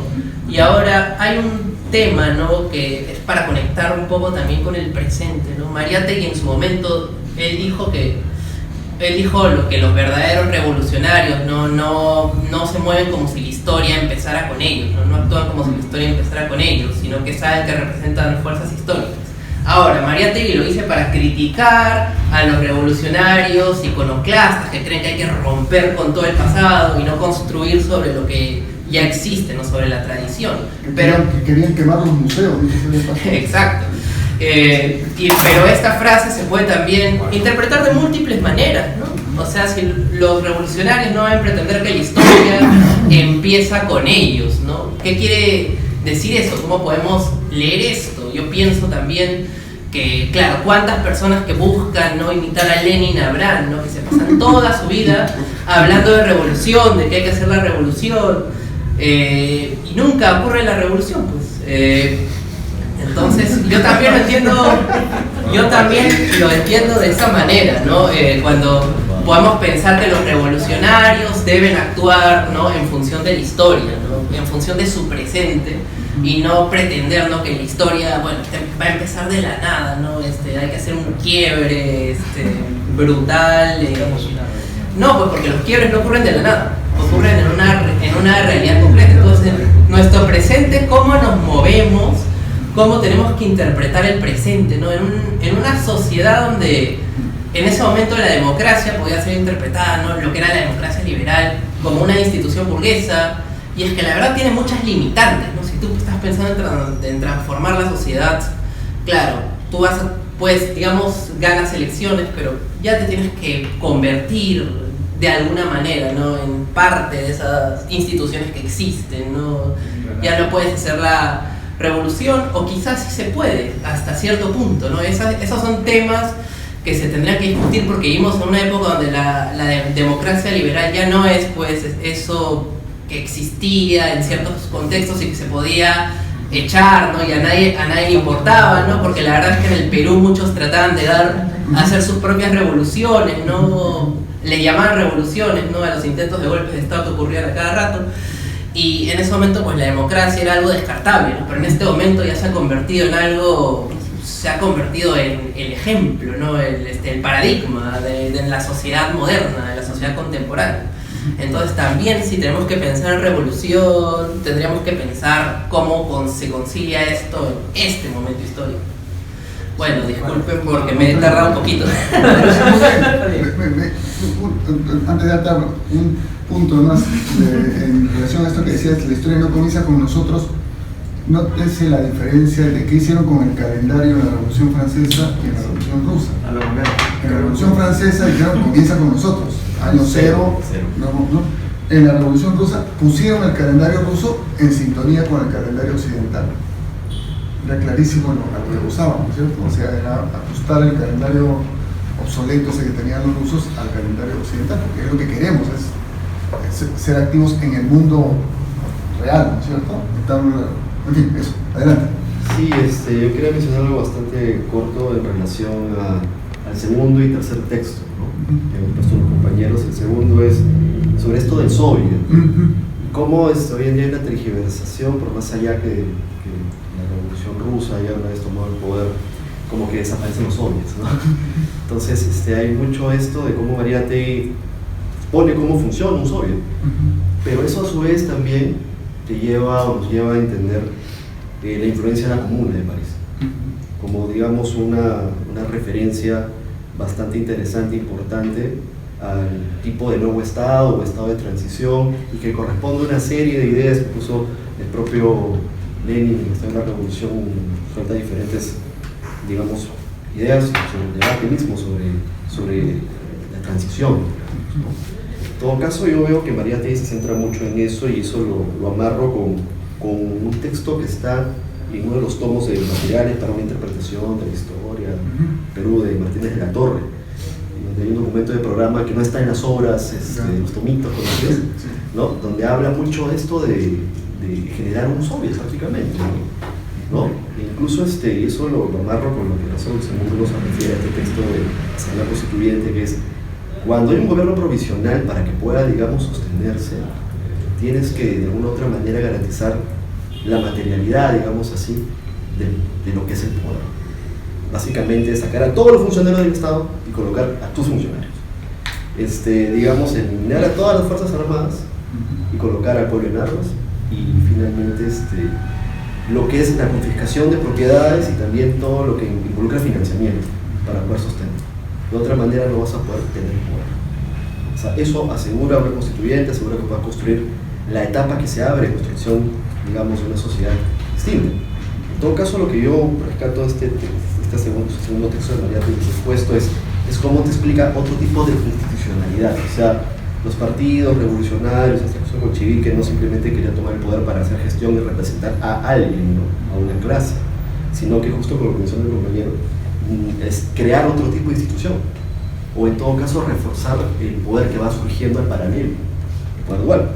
Y para terminar, es esto en el último texto, cuando se refiere a Lenin, a mí me causa bastante, bien interesante, ¿no?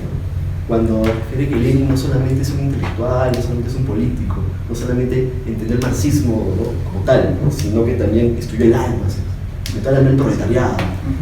O sea, no simplemente lo ve de afuera, sino que lo entiende porque podríamos extrapolar de esta manera, convive con él, se hace uno con él.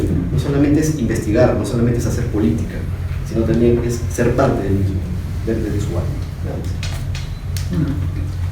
Sí, vamos también. Una idea final que yo planteaba es en estas charlas sobre las instituciones soviéticas hay un listado de derechos conquistados, que es bien importante. Si bien a nivel de la democracia hay un problema, probablemente, ¿no?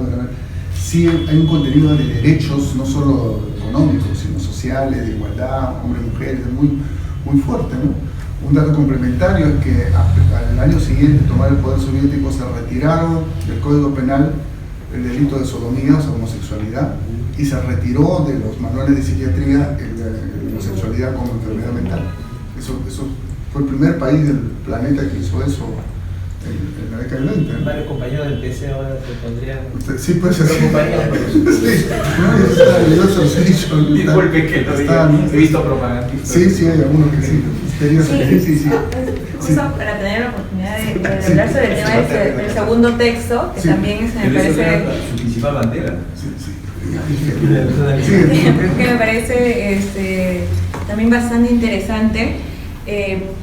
Creo que ha sido muy importante igual esta especie de contexto que han dado sobre el momento histórico en el cual se encontraba.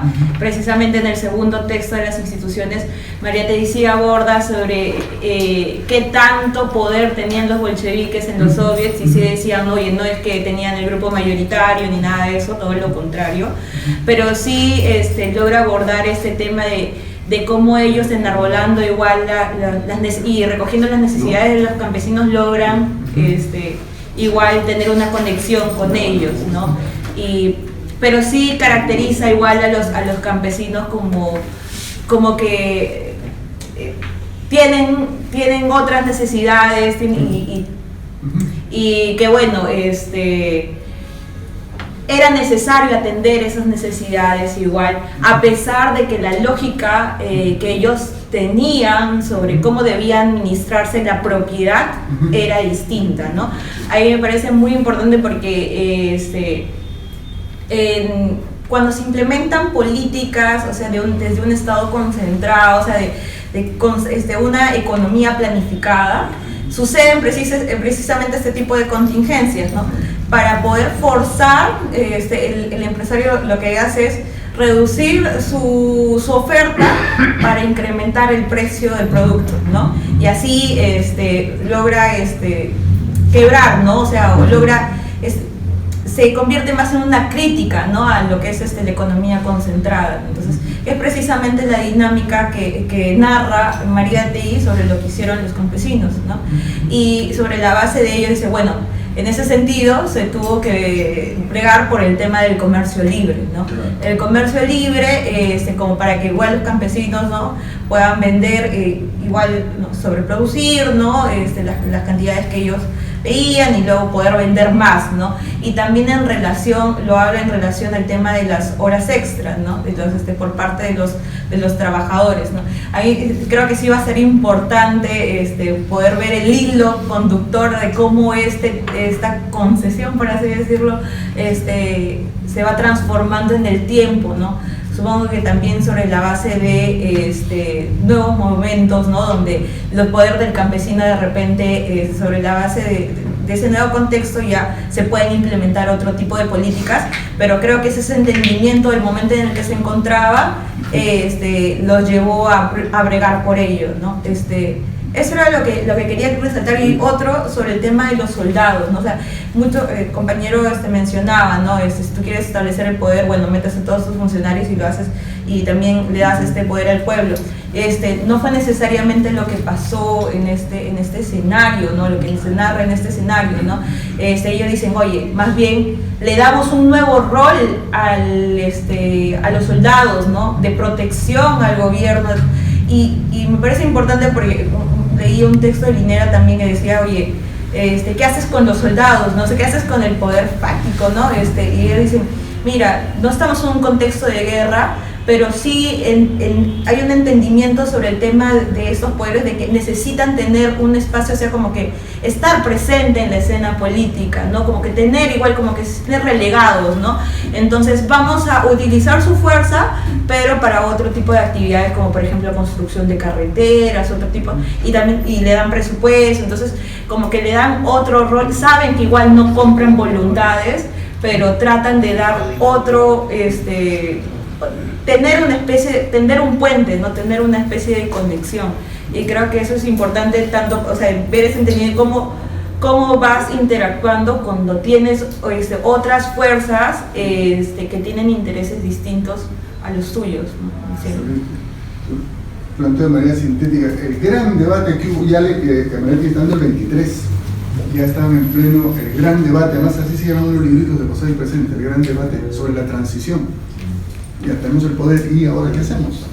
Tenemos obreros, campesinos, los campesinos quieren vender, quieren producir, el tema de la NEP, los CIES, todo ese debate que es muy importante porque, digamos, es el problema de la transición, o sea, cómo se construye esto, ¿no? ¿Dónde está el poder? Excelente. Y lo de los soldados, me se acuerda una anécdota, cuando Evo Morales visitaba los cuarteles, recién al subir, él se iba a comer con los soldados, ¿no? En la mesa de los oficiales, y les hacía notar claramente su tatuaje de su batallón. Como él había sido soldado, y los soldados suelen tatuarse, él había sido recluta. Entonces, por eso había garantizado la imposibilidad de un golpe militar en Bolivia, ¿no? Por ese tipo de relaciones, ¿no? Que son, sin tomar en cuenta ese factor, sí, estamos soñando, ¿no? De que si no veamos lo que está pasando en el país. Bueno, así es, ¿no? Sí. No, sí, creo que ya cerraríamos, ¿no? Sí, y agradecerles a Marcia y a Raúl, ¿no? Muy buena por la presentación. Ajá.